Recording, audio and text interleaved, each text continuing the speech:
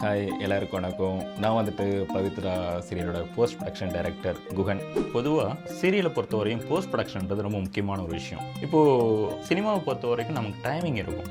எதுனா விஎஃப்எக்ஸில், எடிட்டிங்கில், ஆர்ஆரில் நம்ம நினச்ச மாதிரி அவுட்புட் வரணும் அப்படின்னு நினச்சா அதுக்கு ஒரு டைம் இருக்கும். அதை நம்ம பொறுமையாக பண்ணிக்கலாம். பட் சீரியலை பொறுத்தவரையும் அப்படி கிடையாது. அது டெய்லி ஸ்லாட்டுன்றதுனால நமக்கு வந்துட்டு நம்ம நினச்ச மாதிரி அவுட்புட் கொண்டு வரதுக்கு டைம் இருக்காது. அது ரொம்ப முக்கியமான ஒரு விஷயம். நம்மக்கிட்ட எபிசோடு அட்வான்ஸாக இருக்குது, ஃபுட்டேஜ் அட்வான்ஸாக இருக்குது அப்படின்ற பட்சத்தில் நம்ம டென்ஷன் ஆக தேவையில்லை. ஃபார் எக்ஸாம்பிள், இது டெய்லி எபிசோடுன்றதுனால சில ஆர்டிஸ்ட் டேட் கிடைக்காது, இல்லை நம்ம நினச்ச மாதிரி லொக்கேஷன்ஸ் கிடைக்காது, இல்லை வந்துட்டு அங்கே இயற்கை சிட்டங்க சம்திங் மழை வந்திருக்கும். அப்போ நம்ம நினச்ச மாதிரி நம்மளால் ஷூட் பண்ணியிருக்க முடியும். இந்த மாதிரி டிலேஸ்னால என்ன ஆகும்னா நமக்கு ஃபுட்டேஜ் இருக்காது. அப்போது நாளைக்கு டெலிகாஸ்ட், இப்போ நமக்கு வந்துட்டு 8:30 ஸ்லாட் வந்து நமக்கு டெலிகாஸ்ட்டு, இன்னைக்கு ஷூட் போயிட்டு இருப்பாங்க. புதுசாக சீரியலை பொறுத்தவரை 9 to 9.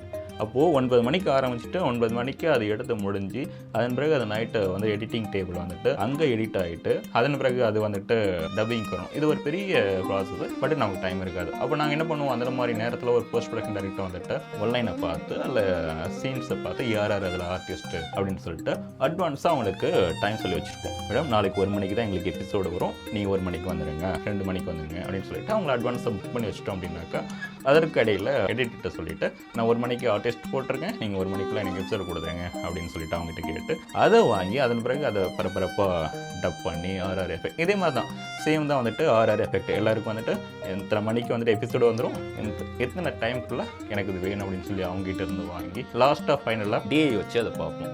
நம்ம எடுத்தது கரெக்டாக வந்திருக்கா அப்படின்ற பட்சத்தில் அதை வந்துட்டு நம்ம சேனலுக்கு டெலிவரி பண்ணுவோம். ப்ரொடக்ஷன் ஹவுஸ்லேருந்து டேப் கிளம்பிருச்சுனாவே ஒரு திருப்தியாக இருக்கும். அப்புறம் வந்துட்டு அது 8:30க்கு டெலிகாஸ்ட் ஆகிடுச்சு, எந்த இஷ்யூ இல்லாமல் டெலிகாஸ்ட் ஆகிடுச்சுனாக்கா அது ஒரு பெரிய சக்ஸஸ் தான். அது இவர் ஆதி பவித்ரா சீரோட சவுண்ட் என்ஜினியர். இப்போது நம்ம தம்பி பற்றி சொல்லணும் அப்படின்னாக்கா ஒரு எக்ஸ்ட்ராடினரி சவுண்ட் என்ஜினியர் அப்படின்னு எனக்கு சொல்லணும்னு ஆசை. பட் ஆனால் சொல்ல முடியாது. அப்படி ஏதாவது பண்ணாருன்னா நான் உங்களுக்கு சொல்கிறேன். நான் ஏன் ஆதியை பற்றி இவ்வளோ சொல்லிகிட்டு இருக்கேன், ஏன் அவர் பேச மாட்டாரா, நீங்கள் தான் பேசுவீங்களா அப்படின்னு கேட்டீங்கன்னா அதுக்கு இந்த வீடியோவை பாருங்கள்.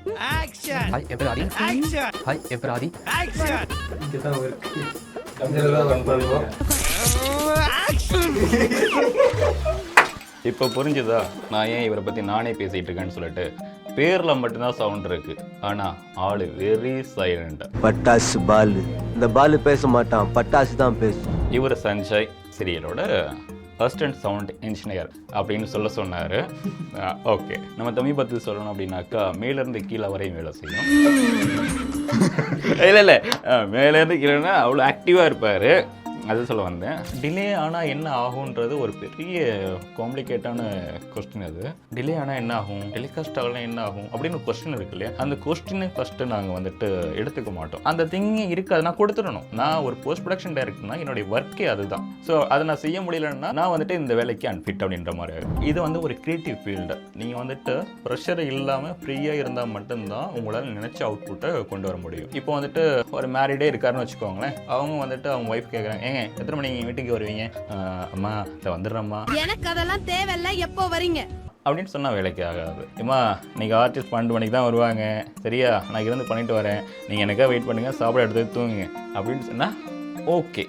இப்போ நான் ஒரு பேச்சுலராக இருக்கிறதுனால எனக்கு அந்த பிரச்சனை இல்லை. நான் போகும்போது வந்துட்டு எங்கேயாவது ஒரு ஹோட்டலில் சாப்பிட்டு போயிடுவேன், இல்லை 4 இட்லி வாங்கிட்டு போயிடுவேன். ஸோ அது வந்துட்டு எனக்கு பிரச்சனை கிடையாது.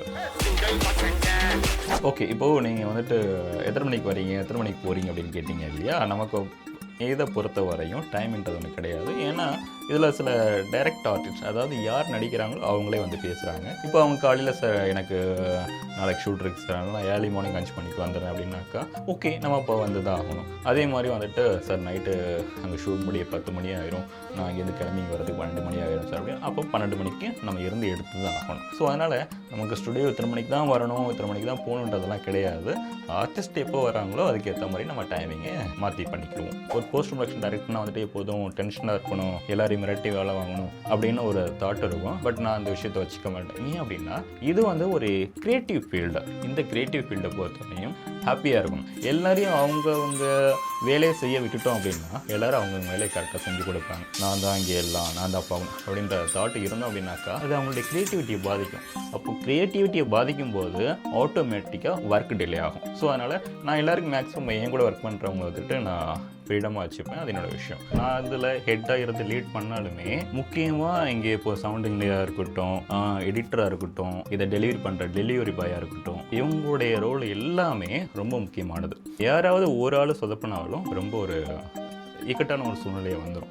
எக்ஸ்பீரியன்ஸ் சொல்லணும்னா பயங்கரமாக சொல்லலாம். இதில் சின்ன பசங்களாம் வருவானுங்க, அவனுக்கு பேசுறதுக்கு என்ன கூட கூட்டு போவானுங்க பேசுறதுக்கு.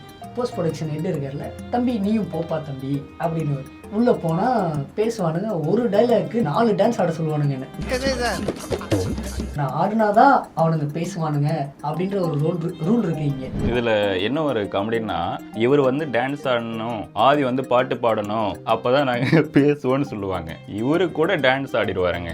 ஆதி பேசவே மாட்டார். அன்னைக்கு வந்துட்டு ஒரு பயங்கரமான டைலாக் அது எடுத்தே ஆகணும். அது எடுக்கலாம் அப்படின்னாக்கா சேனலுக்கு டேப் போகாது, டெலிகாஸ்ட் ஆகாது. அதுக்கு ஒரு டைலாக் இதை பேசினாதான் அவன் நான் பேசுவேன்னு சொல்லிட்டான். நாங்களும் கெஞ்சிரும், கதறோம், முட்டி போட்டு உருள்றோம். அது பார்த்தீங்கன்னா 2 கிராண்ட் ரூம், அதில் போட்டு உருள்றதுன்னா கஷ்டமான விஷயம் இல்லையா?